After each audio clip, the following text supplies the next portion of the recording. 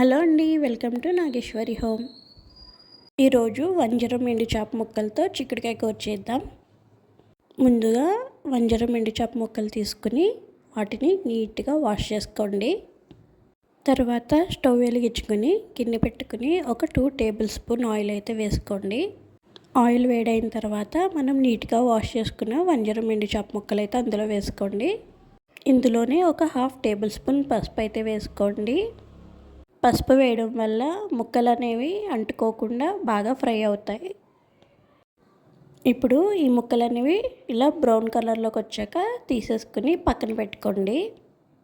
ఎండు చేప ముక్కలు ఎలా క్లీన్ చేసుకోవాలో ఇంతకుముందు వంకాయ ఎండు చేపల కూర చేసినప్పుడు అందులో చెప్పానండి.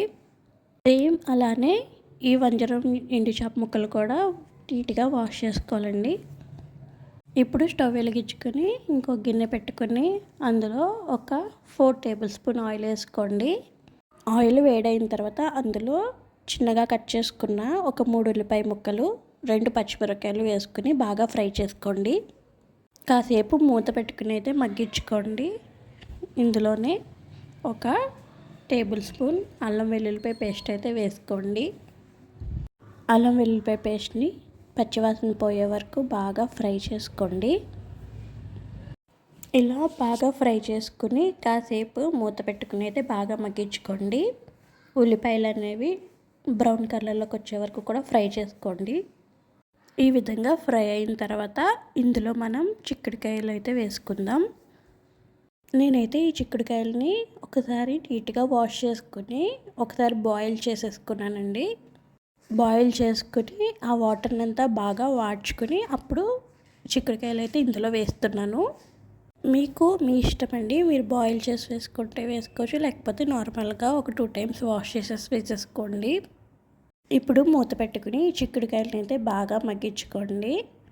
చిక్కుడుకాయలు బాగా మగ్గిన తర్వాత అందులో ఒక టేబుల్ స్పూన్ పసుపు, ఒక 2 టేబుల్ స్పూన్ల సాల్ట్ వేసుకోండి.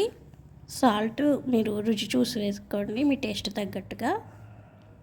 అలానే ఒక 3 టేబుల్ స్పూన్ కారం కూడా వేసుకుని బాగా కలుపుకోండి.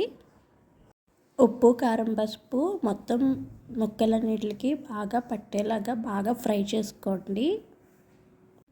ఈ విధంగా కలిపిన తర్వాత ఇప్పుడు కాసేపు మూత పెట్టుకుని ఒక 5 మినిట్స్ మగ్గనివ్వండి. అలా మగ్గిన తర్వాత మూత తీసుకుని అందులోనే ఒక గ్లాస్ వాటర్ అయితే వేసుకోండి. వాటర్ పోసుకున్నాక ఒకసారి కలుపుకొని మూత పెట్టుకుని అయితే బాగా మగ్గించండి. మనం కూరలో వేసిన వాటర్ మొత్తం ఇంకిపోకుండా ఇలా కొద్దిగా బాయిల్ అవుతున్న టైంలో మనం ఫ్రై చేసుకున్న వంజరం ఎండు చేప ముక్కలు అయితే వేసుకోండి. ఇందులో ఆ ముక్కలు కూరలో కలిసేలాగా ఒకసారి కలుపుకొని ఇప్పుడు మూత పెట్టుకుని బాగా మగ్గించుకోండి. వాటర్ బాగా ఇంకిపోయే వరకు కూడా కూరని కలుపుకుంటూ ఉండండి. కర్రీ అయితే బాగా వచ్చిందండి. మీరు కూడా ట్రై చేసి ఎలా వచ్చిందో కామెంట్ చేయడం మర్చిపోకండి. ఇంకొంచెం వాటర్ ఉందండి, ఆ వాటర్ కూడా ఇంకిపోయిన తర్వాత కర్రీ దింపే ముందు కొద్దిగా కొత్తిమీర చల్లుకుని అయితే దింపుకోండి, చాలా బాగుంటుంది. చూసారు కదా, కర్రీ అయితే రెడీ అయిపోయింది. మీకు కనుక వీడియో నచ్చినట్లయితే లైక్ చేయండి, షేర్ చేయండి, ఛానల్ని సబ్స్క్రైబ్ చేయండి. Bye bye.